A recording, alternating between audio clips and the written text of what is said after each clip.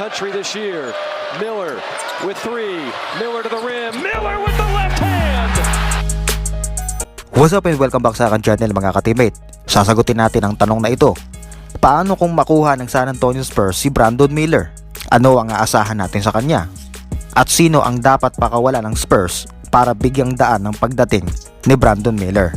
Bago yan, mag-subscribe ka muna sa akin channel kasabay ng paghitang notification bell para on rhythm ka sa mga bagong video natin.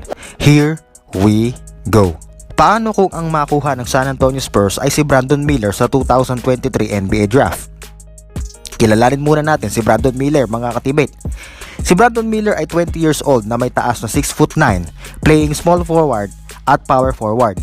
Kinukumpara si Brandon Miller sa laruan ni Paul George, an extremely talented 6'9" small forward, power forward with a lanky frame and very good length and athleticism. Has an intriguing scoring arsenal, shooting 45% from the field.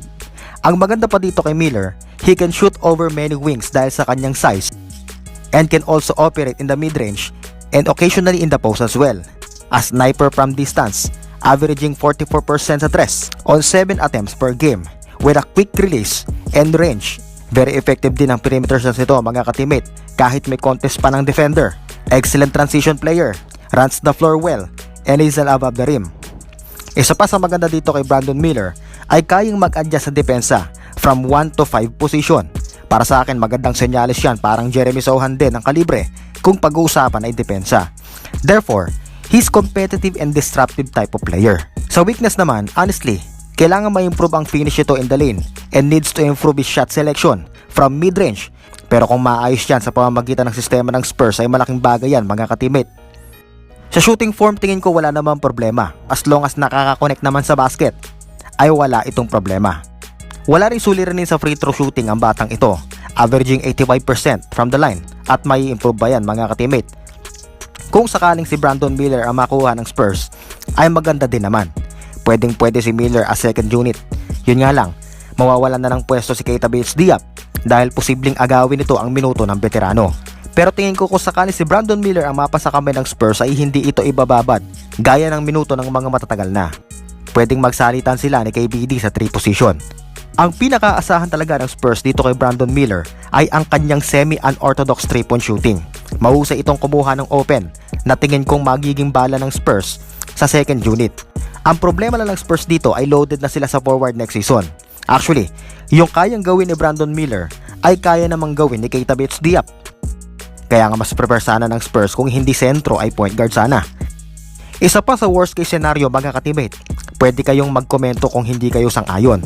Posible kayang kung si Brandon Miller ang makuha ng Spurs ay i-trade agad ito sa ibang team para makakuha ng high-skilled at top caliber player gaya na lamang ni Luka Doncic? O ikikip si Brandon Miller at itatapon si Keita Bates-Diop?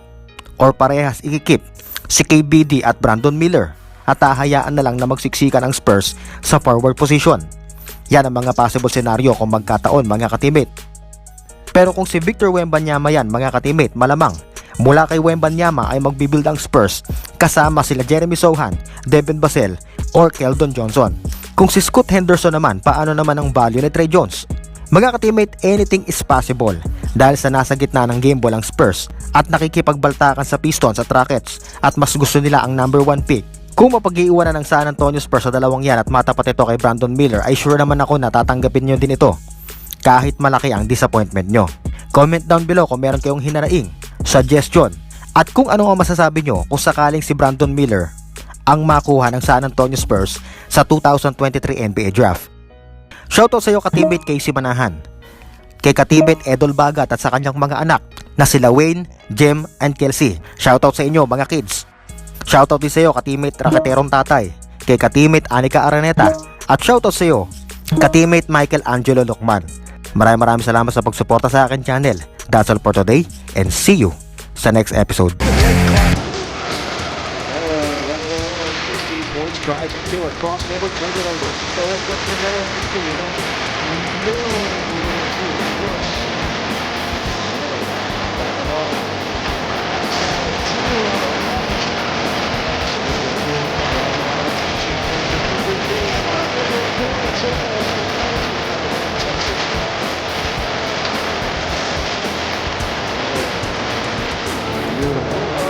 tie the game. Takes it in. Miller